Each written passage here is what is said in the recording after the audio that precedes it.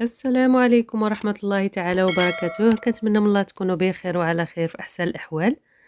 وصفة اليوم جد سهلة رائعة، حشوة اقتصادية وفي الإعداد ديالها ولا أروع. بداية توحشتكم بزاف، كنتمنى من الله تكونوا بخير وعلى خير.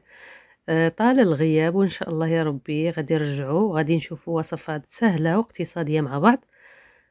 وصفة اليوم غادي تهنيك من طياب لا في الفران ولا في المقلة، سهلة جدا جدا. في إناء كنديرو كوبين من الماء الدافئ والقليل من الملح حسب الذوق وملعقة ونصف من الخميرة، وكنمزجو الجميع مع كوبين من الدقيق الأبيض. كنمزجو الخليط جيدا كما كتشوفوا. كنضيفو كأسين من الدقيق الأبيض وكنغطيو الخليط حتى كيطلع لنا مدة 10 دقائق تقريبا. كنغطيوه ببلاستيك الغذائي وبمنديل وكنوضعوه في مكان دافئ باش يطلع لنا الخميرة دغيا ان شاء الله. بالنسبه لهاد الوصفه صراحه غادي تشكرون عليها بزاف لانها فريده من نوعها وكتاخذ ما كتاخذش وقت بالمره، وفيها خضيره. بالنسبه للحشوه، الخضيره اللي بغيتي تزيد فيها كاضافه، انا عندي اقتراح فقط.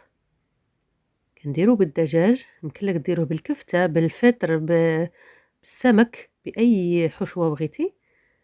كنقطع الفلفل قطع صغيره، مربعات صغيره جدا. يمكن لك ديري تشكيله ديال الفلفل بالالوان، كذلك يمكن لك ديري لون واحد. ما تخيلوش هاد الوصفه كيف كتجيب اللذه وبالسرعه ديال الاعداد، وكتهنيك من انك تقلب وتقلب في الفرن او في المقلاة. نخلي لكم كيفيه الطهو ديالها تتشوفوها مع بعض. كنقطعوا الخضر ديالنا قطع صغيره. كنكمل الكميه ديال الفلفل. انا درت فلفله خضراء وجوج فلفلات حمرين متوسطين الحجم. درت قريعه خضراء وحده صغيره وجزرتين متوسطتي الحجم وبصله كذلك متوسطه الحجم وثلاثه ديال السنينات ديال الثوم والقطع ديال الدجاج اللي غنقطعهم صغار كاملين، والجزر والقريعه غادي نحكهم في الحكاكه كما كتشوفوا هنا. كنكمل الكميه ديال الخضر ديالي بالتقطيع.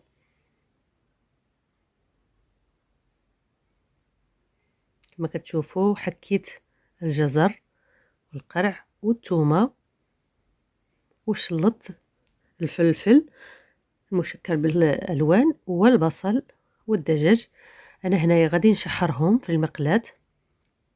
ضفت الثوم مع الفلفل والبصل والدجاج، قليل من الملح والزيت، زيت الزيتون والفلفل الاسود،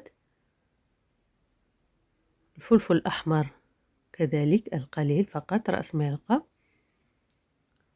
والسحتر هنا عندي مطحون يمكن لك تحكيه، وربع او نصف كأس ديال زيت الزيتون.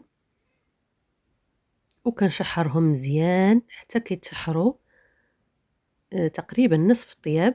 عاد كنضيف الجزر والقرع لان القريعه والجزر دغيا كيطيبوا ودغيا كيترخاو بدون اي اضافات كثيره وبدون اي منكهات كثيره، كيجيو متمزجين رائعين في هذا الوقت فقط. يعني ما خدش مني وقت بزاف. كنزيد ربع كأس ديال الزيتون، زيت الزيتون على العجين ديالي، كأسين ديال العنبه ديال دقيق الزرع.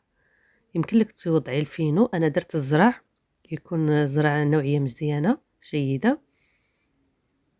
الزرع كيجيو هشاش وبنان بزاف. وكنضيف الدقيق كأس تقريبا الا ربع، وكيبقى كميه الدقيق على حساب العجين. ما بغيتهاش تجيني قصحة بزاف، ما بغيتهاش تجيني ثقيلة، ما بغيتهاش تجيني خفيفة بزاف كما كتشوفوا. فقط كنقطعها كويرات في نفس اللحظة، يعني ما كنخليهمش يخمروا مرة أخرى. كنقطعهم كويرات بحال كويرات ديال الرغايف. كيبقى الحجم اختياري، يمكن لك ديري كويرات كبيرة أو كويرات صغيرة على حسب الرغبة. بالنسبة للزرع كيساعد أنهم كيخمروا دغيا، وكيساعد أنهم كيجيو هشاش بزاف وفي الطعم ولا أروع. كما كتشوفوا كدير الكويرات على حسب الكمية اللي بغيتي. أنا عندي هنايا 8 ديال القطع أو 8 ديال الكويرات.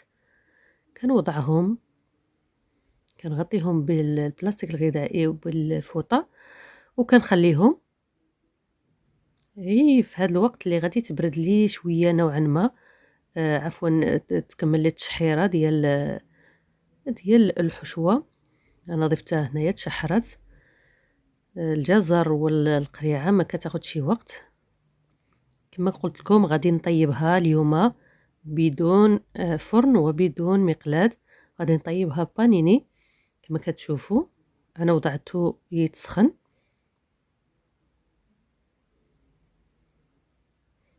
كنجيب الكويره الاولى، كنمددها على يدي ولا على سطح العمل اللي بغيتي، وكندير الحشوه لا باس بها من كميه الحشوه. كندير عيني ميزاني باش يجوني على الكويرات كاملين، وكنجمع العجينه على سائر الحشوه.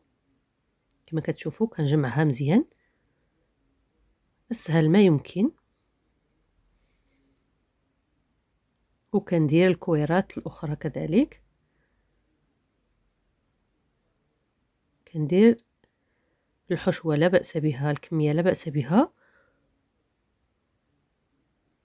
وكنجمع العجين على الحشوه. كما كتشوفوا انا هنايا الكويرات جاتني كبيره الحجم نوعا ما، يمكن لك ديريها صغيره، انا كنفضلها بهذا الحجم. كنوضعها في بانيني بدون اي زبده ولا زيت ولا حتى اضافه. غير كنمددها شويه ولا نهبطها شويه، وكنحطها الطيب في البانيني. كما كتشوفوا كتجي طيبه مزيان ومحمره، والرائحه ولا اروع، وفي وقت وجيز.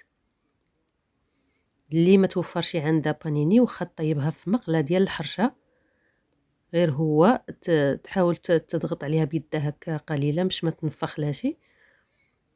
ما كتشوفوا واخا تفتحت معليش كتجي رائعه جدا وكطيب وكدير ولا كطيب بواحد القرمشه رائعه من الفوق.